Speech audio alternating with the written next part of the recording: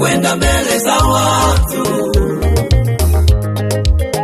kutana na Mungu kabla ya kukutana na watu.